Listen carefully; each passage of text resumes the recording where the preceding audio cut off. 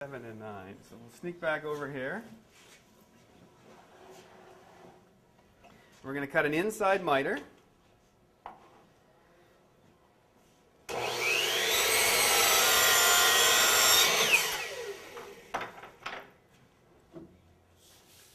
Now, if you can see on the inside miter of here, there's a long point. So I'm going to just measure from the long point to get it. So you can see it's real easy to hook your tape on that long point there. Okay, so it's not like we're guessing where it has to go or anything. You're going to hook your tape right on the long point of this miter, and away you go. Okay. So again, we put it back on the saw upside down. So we'll just hook onto it. And I think I said 67 and 9/16. Or 69 and 7/16.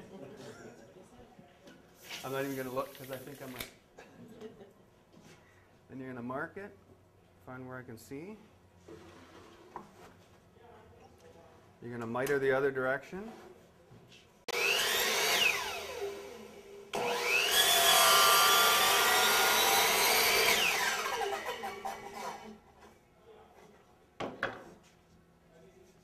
I bet you that MDF dust is really good in this coffee.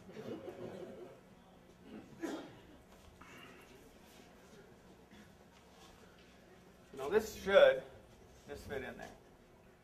Perfect. So we're not going to worry about that for a second. This way they're just straight 45s or 22.5 degrees, whatever the angle of your wall is. You're not going to worry about much more than this.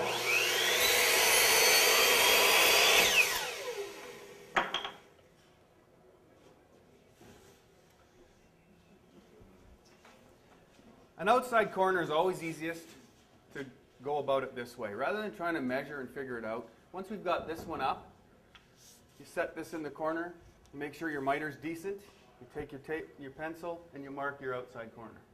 That way you don't have to measure and be an eighth short, because a 1/16 of an inch, if you're short, and it's no good. The other thing that happens is once we start to nail this up, the best thing to do is just nail it in the middle.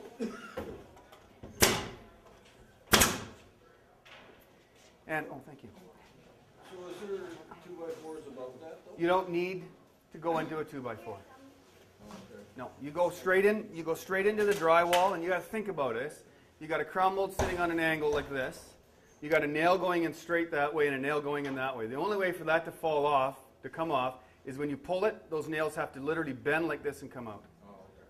They ain't going anywhere. That was one thing, how long a nail, too. You know? Yeah. Now we got two. Yeah, that's all you need. You're going to hit the odd stud maybe. This one you may end up with your top plate, because your top plate usually hangs over. After you're completely done, you're going to put a bead of caulking on the top, bead of caulking on the bottom, which is DAP. And once the DAP dries, it's stuck. It's there. Okay? You don't glue The middle and leave the ends is I can make this fit or not fit by bending this down or bending it. Like I can see how that doesn't fit at all right now, that corner. If I push it up where it's supposed to be and push this in, I can make it fit perfect.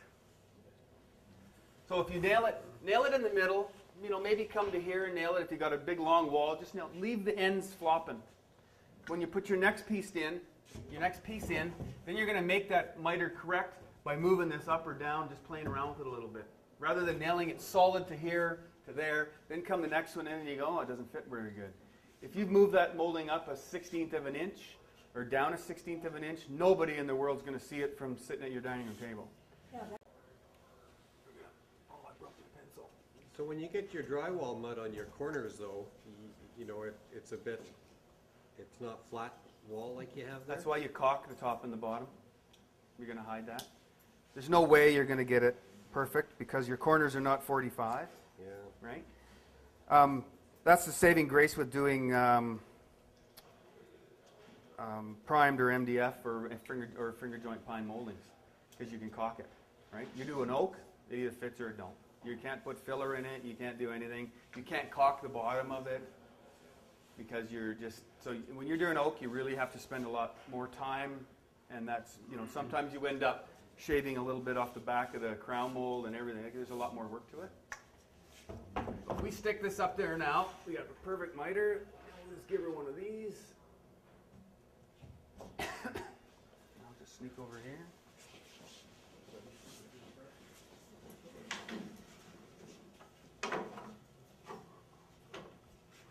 Again, a 45. I'm going to hold it just flush to the top of this. It's really simple now.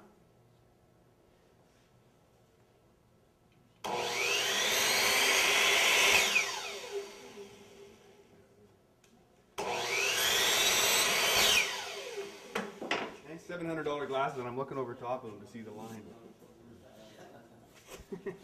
That's perfect. Okay, so we'll push this up where we want her to be. Nice joint there. Clear.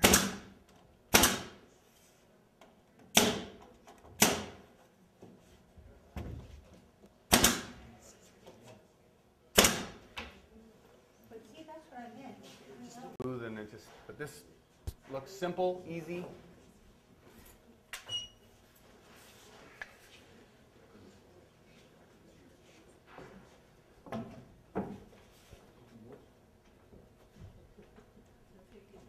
Again, I've manipulated that corner a little bit. I just sort of pushed it where we needed it to be.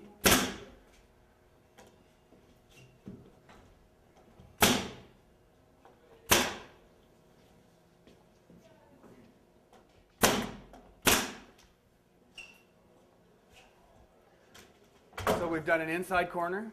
We've done an outside corner. We've returned it into the wall. And they all fit. It's pretty simple here. It's you know, you're not up on a ladder and stuff, but so crown molding, there really is not a lot more to it than that. You're going to just turn it upside down and set it onto your bench. And if you crown that sits on top of the cupboard.